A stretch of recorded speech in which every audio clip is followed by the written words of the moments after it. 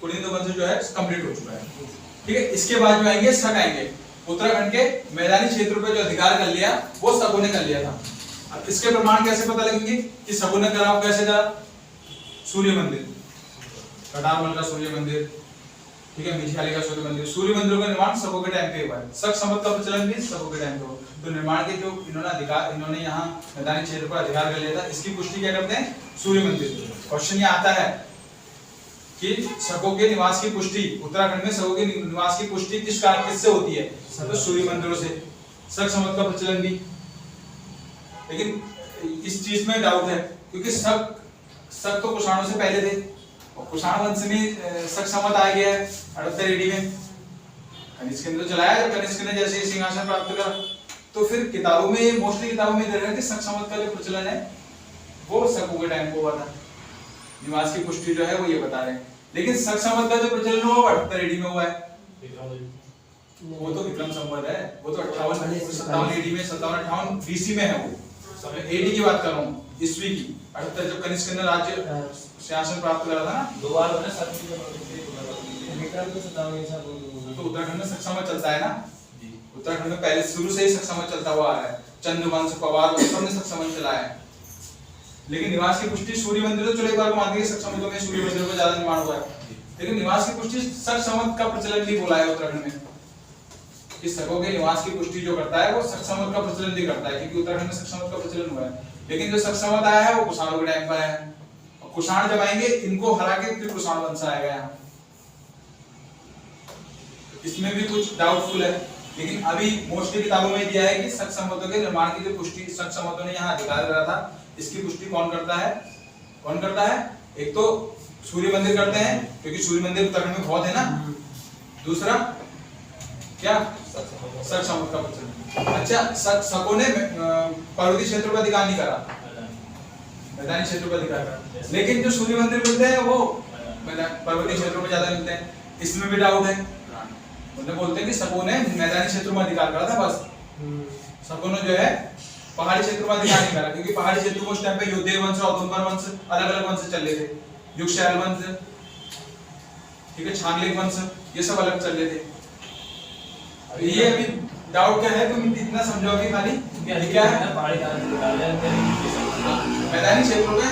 इसके बाद लिख लो, इसके पश्चात शकों ने, शकों का कुलीन वंश के पश्चात शकों का, ये शकों द्वारा मैदानी क्षेत्रों पर अधिकार कर लिया गया, जिसकी पुष्टि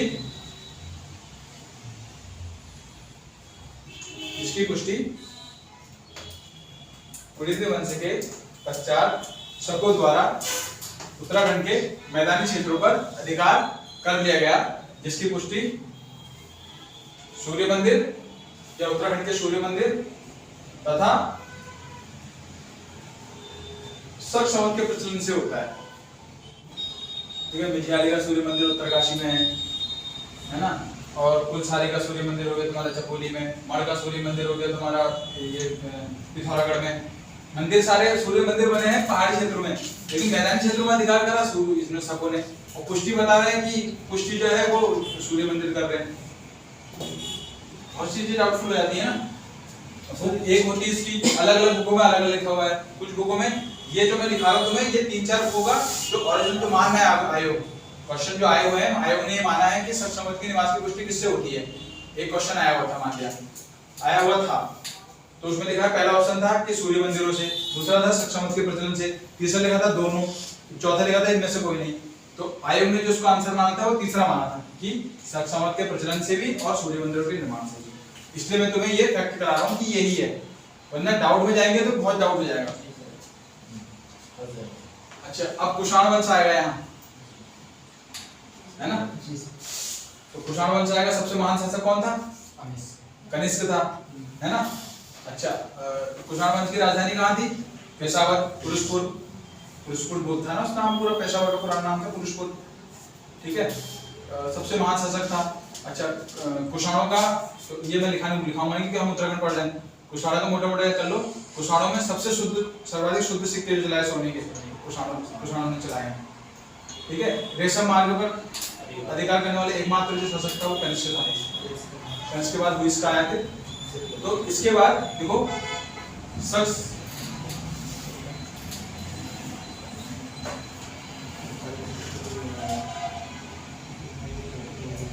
शक संवत के पश्चात कुषाणों द्वारा उत्तराखंड के क्षेत्र में अधिकार कर लिया गया।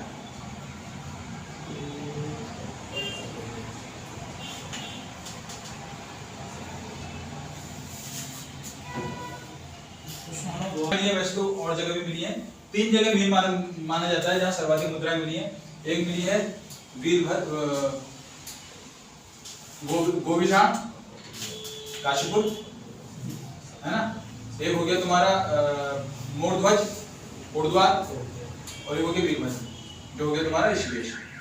3 जगह मिली है। तो लिखो मुद्राएं प्राप्त, डैश करके लिख लो। एक लिख लो वीरभद्र, ब्रैकेट में लिख लो ऋषिकेश। ऋषिकेश का पुराना नाम वीरभद्र है। वीरभद्र, ऋषिकेश का पुराना नाम वीरभद्र है। गोविशाण, क्वेश्चन ये आता है कि गोविशाण का वर्तमान नाम क्या है? वो क्या है? काशीपुर। वीरभद्र का नया नाम क्या है? ऋषिकेश। और मोरध्वज का कोटद्वार। मुद्राएं एक तो लिख लो वीरभद्र, ब्रैकेट में ऋषिकेश, दूसरा लिखो मोरध्वज, वो कोटद्वार को बोलते हैं, और तीसरा लिखो गोविशाण। ठीक है। गोविशाण में इसका वर्णन, गोविशाण का वर्णन ह्वेनसांग ने भी किया है कि 5 बौद्ध विहार थे उत्तराखंड में, जो कि गोविशाण के क्षेत्र में था। उज्जैन का टीला भी यही था। ठीक है। गोविशाण का जो वंश आएगा ना, वो 3 पीलीभीत हो गया, पीलीभीत का एरिया भी हो गया, रामपुर का एरिया भी हो गया, ये मिला के हुआ गोविशाण का एक वंश आएगा, छोटा सा वंश आएगा उत्तराखंड में। मेन जो एरिया था वो काशीपुर का एरिया था, इसलिए काशीपुर को गोविशाण का नाम दिया गया है। गोविशाण जो था। अच्छा, कनिष्क का उत्तराधिकारी कौन हुआ?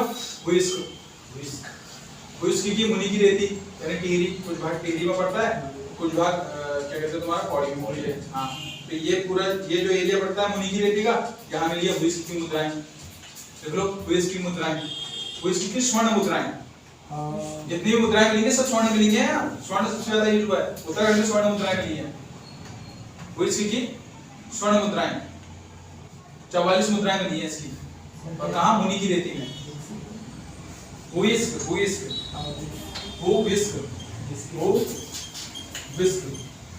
यह है हुइस्क। ठीक है। 44 मुद्राएं मिली है कहाँ? मुनि की रेती में। अच्छा, एक शासक इसका वासुदेव द्वितीय भी रहा गया है, उसकी तो खैर गोविशाण में मिली।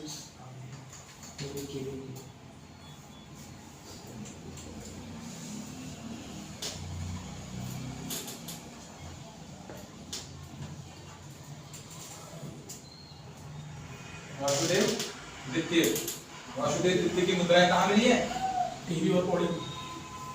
नहीं, गोविशाण 4 मुद्राएं मिली है उसकी, वो भी स्वर्ण मुद्राएं। और एक लास्ट है वसु की भी मुद्राएं मिली है। क्वेश्चन आए हुए हैं इसलिए दिखा रहा हूं तुम्हें। वासुदेव द्वितीय, वासुदेव प्रथम नहीं, वासुदेव द्वितीय। 2 वासुदेव होंगे यहाँ, बल्कि और ज्यादा होंगे, क्या पता और ज्यादा हो, पर द्वितीय है ये। वासुदेव द्वितीय की मुद्रा। हाँ, 4 मुद्राएं मिली है कहाँ से? गोविशाण से।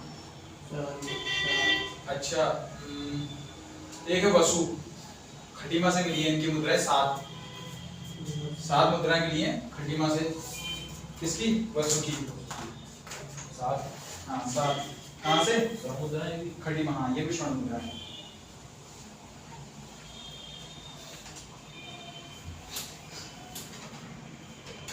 छोटे उसमें राज करेंगे, ये भी थोड़ा इम्पोर्टेंट है ना। छोटे उसमें राजवंश बहुत आएंगे इसमें। ये किसलिए फेमस है वो बताता हूँ। हाँ, एक योद्धे वंश है। ठीक है। कुषाणों को कुचलने का जो श्रेय है, कुषाणों को नष्ट करने का, कुषाणों को यहाँ से भगाने का जो श्रेय है वो जाता है योद्धेव को। उत्तराखंड में, उत्तराखंड से यहाँ योद्धेव वंश। ये समकालीन जो थे, ये किसके समकालीन थे? कुलिंदों के समकालीन थे ये। ठीक है। ऐसा होता है ना, कोई वंश अगर नीचे जा रहा है ना, तुम ये मत सोचना कि थोड़ा बहुत उसका राजवंश कहीं छोटी जगहों पर रहेगा, शासन करेगा। जैसे हम पढ़ेंगे अभी, हम जब कत्यूरी राजवंश पढ़ेंगे तो कटोरी दोटी के मल भी हो गए, अस्कोट के रजवार हो गए, ये सब कत्यूरी अलग अलग क्षेत्रों में पड़ जाएंगे। फिर एक महान राजा आएगा चंद्रवंश का, वो सबको अपने इसमें मिला देगा, कुछ गढ़वाल वंश में मिला देगा, कुछ। तो कभी भी अगर कुछ हो रहा है कि जैसे शक वंश या कोई भी कुषाण वंश या फिर कार्तिकेय राजवंश या फिर पुलिंदर वंश, अगर हम बोल रहे हैं कि ये इसको भगा दिया है तो पूरी तरीके से नष्ट नहीं होगा, धीरे धीरे धीरे करके फिर नष्ट होगा, है ना। हाँ, ऐसा होगा कि कोई अंतिम राजा है, उसका शासन ही पूरे क्षेत्र में है, एकदम से जो मेन राजा राज कर रहा है उसी को मार दिया और फिर उसकी जगह पर हत्या वो कर ली। जैसे अशोक जब लास्ट में जो वो बचा था मौर्यों के टाइम पे, तो लास्ट में हाँ, तो वो पुष्यमित्र शुंग ने उसी के सेनापति ने हत्या कर दी, तो उसने खुद पूरे राज्य में, इसमें नहीं कहेंगे कि हम थोड़ी जगह पे है करके, क्योंकि पूरे राज्य में उस टाइम पे वो था। लेकिन इसमें क्या होता है कि कमजोर पड़ता है तो क्या करता है, एक ही जगह छोड़ देता है, फिर यहाँ करता है। उत्तराखंड है कितनी जगह, थोड़ी सी जगह है, वो भी इतना पहाड़ है, कहाँ शासन करेंगे। तो जैसे यहाँ के मैदानी मेन क्षेत्र तो मैदानी क्षेत्र था ना, आय का स्रोत तो मेन वहीं पे होगा, तो मैदानी क्षेत्र पर जिसने अधिकार कर लिया उसने सब जगह अधिकार कर लिया। अच्छा, तो योद्धे वंश, ठीक है, कुषाणों को कुचलने का श्रेय भी इसी को जाता है। पहली चीज, इसका जो महान शासक था सीलवर्मन था, ठीक है, ज्यादा ले रहा तुम, क्योंकि सीलवर्मन महान शासक क्यों था? एक तो इसने 4 अश्वमेध यज्ञ कराए। मैं तुम्हें पॉइंट ऑफ दोनों को मिला इसलिए रहा हूं कि तुम्हें ये पता भी रहना चाहिए कि सीलवर्मन कहाँ का था, किसने कैसे था ये, ठीक है। बाढ़ वाला यज्ञ वेदी का निर्माण, बाढ़ वाला यज्ञ वेदिका का निर्माण, ठीक है, यज्ञ वेदिका का निर्माण किसने किया था? हाँ, देहरादून में, ठीक है, किसने? सीलवर्मन ने। पहली चीज महान होने का। दूसरा, 4 अश्वमेध यज्ञ,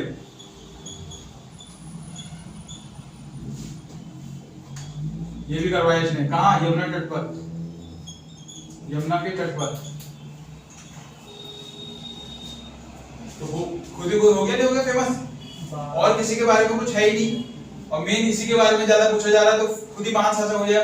ऐसा नहीं है कि यही हो सकता है, लेकिन जानकारी अभी जहां तक होगी वहीं तक ही तो बोलेंगे, अभी कुछ है ही नहीं उसके बाद। तो महान शासक कौन था? सीलवर्मन, योद्धे वंश का। कुषाणों को कुचलने का श्रेय भी इसी वंश को जाता है, योद्धे वंश को, ठीक है। और किसके समकालीन थे? कुलिंदों के समकालीन थे। एक हेडिंग ये लिखना, कुलिंदों के समकालीन, ठीक है। और कुषाणों को कुचलने का श्रेय, ठीक है। अब देखो क्या होता है कि जब सब लोग आए ना, इधर देख लो, जब सब लोग आए तुम्हारा कहां से?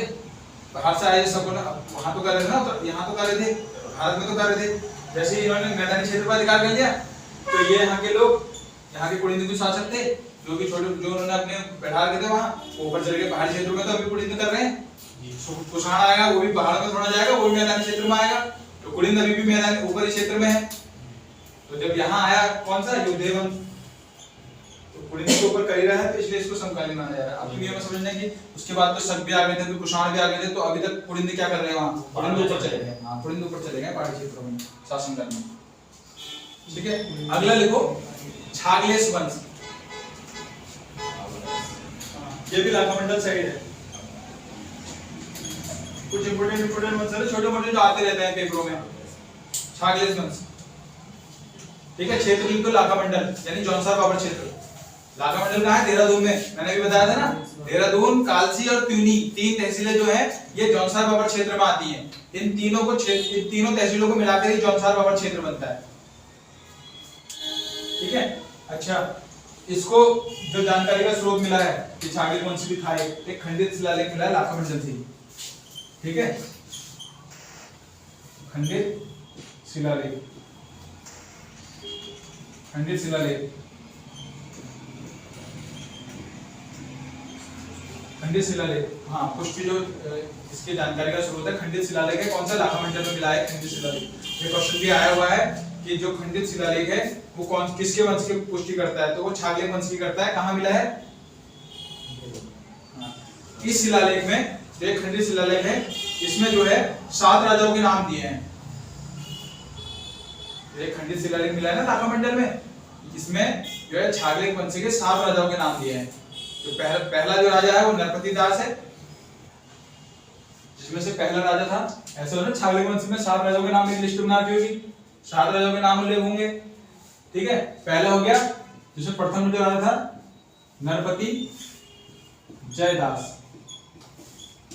और लास्ट जो 7वां राजा था, 7वें राजा के नाम तो लिखने की जरूरत नहीं है ना। ना नहीं सर, ठीक है, नामक्षर, नामक्षर पहला है नामक्षर। 7वीं शताब्दी में आएगा सिंगापुर, सिंगापुर का यदुराज वंश। 7वीं शताब्दी। जानकारी का मुख्य स्रोत होगा राजकुमारी ईश्वर का लाखा मंडल से प्राप्त शिलालेख। राजकुमारी ईश्वर नाम सुना होगा तुमने, जिनके पिता का नाम था भास्कर वर्मन, पति थे चंद्रगुप्त, जो कि जालंधर के राजकुमार थे। उन्होंने लाखा मंडल में एक शिव मंदिर का निर्माण भी कराया था। ठीक है, तो इसकी जो इस वंश की जो स्थापना करी थी वो सेन वर्मन ने की थी। सेन वर्मन तो वो है कौन सा, जो जिसने बाड़ावाल यज्ञवेदी का निर्माण कराया था और 4 अश्वमेध यज्ञ कराए थे। ठीक है, उत्तराखंड में 4 अश्वमेध कराने वाले एकमात्र शासक है सेन वर्मन। इसलिए ये चीजें पता होनी चाहिए, ये इंपॉर्टेंट नहीं करा, बाकी इसमें बहुत ज्यादा है।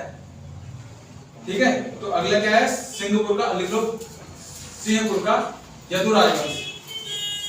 राजवंश जो है यदु है, सिंगापुर इसे बोलते हैं, सिंहपुर इसलिए बोलते हैं क्योंकि इनकी राजधानी सिंहपुर थी, क्योंकि लाखा मंडल वाले एरिया में पड़ती थी। ठीक है, तो सिंहपुर का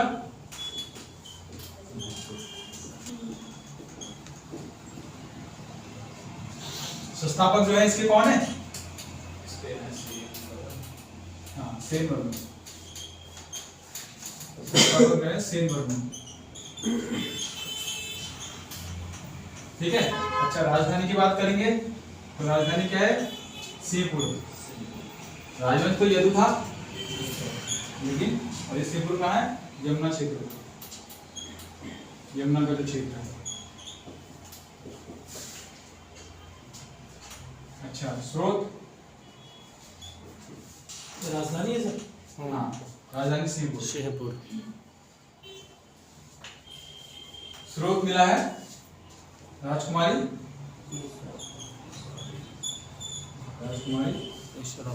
ईश्वर का। कहाँ से, लाखा मंडल से। लाखा मंडल कहाँ है,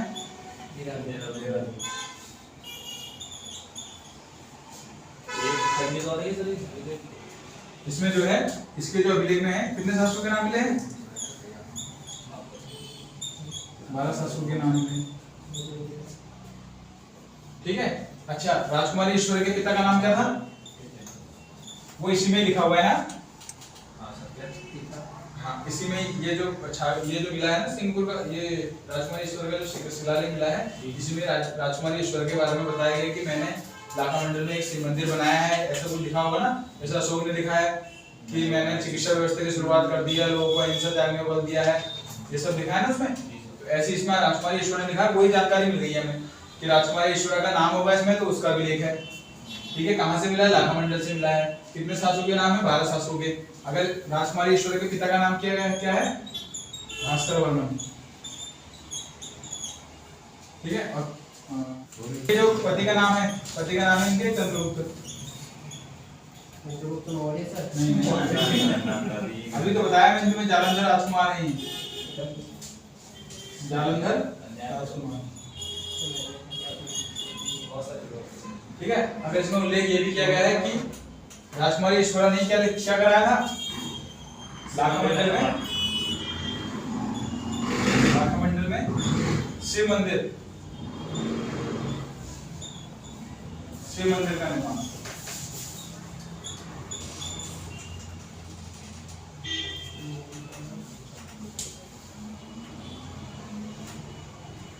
के बाद यहाँ हर्षवर्धन का काल आएगा, यहाँ वेनसन की एंट्री होगी, है ना। ठीक है, अगला लिखो नागवंश। ठीक है, ये भी 6वीं शताब्दी, सब 6वीं 7वीं शताब्दी का है, इसी के साथ का है। ठीक है, इसकी जो निर्माण की गोष्ठी है, गोपेश्वर का त्रिशूल लेख मिला है दक्षिणी ब्राह्मी लिपि में। जी सर। गोपेश्वर में, गोपेश्वर का है चमोली, तो गोपेश्वर में एक त्रिशूल लेख मिला है दक्षिणी ब्राह्मी लिपि में। वो इनके निवास की, नागों के निवास की पुष्टि जो करता है वो यही करता है। लिख लो, नागवंश लिख लिया, जी सर। स्रोत लिख लो, गोपेश्वर का त्रिशूल लेख।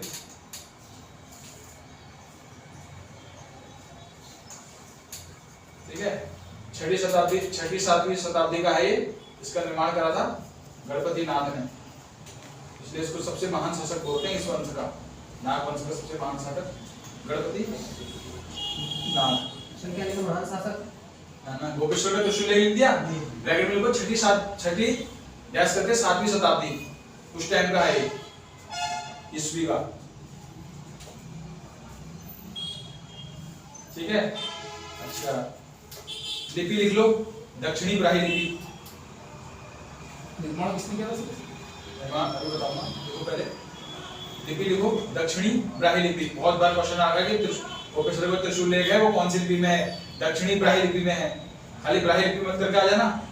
ठीक है, स्थापना लिख दो इसकी, गोपेश्वर के त्रिशूल लेख की स्थापना गणपति नाथ, ब्रैकेट में सबसे महान शासक इस वंश का। स्थापना गणपति नाथ, ब्रैकेट में दो सबसे महान शासक। ठीक है, अच्छा ये किसके बाद आए थे, यदुओं के बाद आए थे ना। यदुओं के अस्तित्व को मिटाने का श्रेय भी किसको जाता है, लिख लो मेरी लाइन से कि यदुओं के अस्तित्व को मिटाने का श्रेय किसको जाता है, यदुओं का अस्तित्व समाप्त ग्रहण में जो करा है वो इन्होंने ही करा है।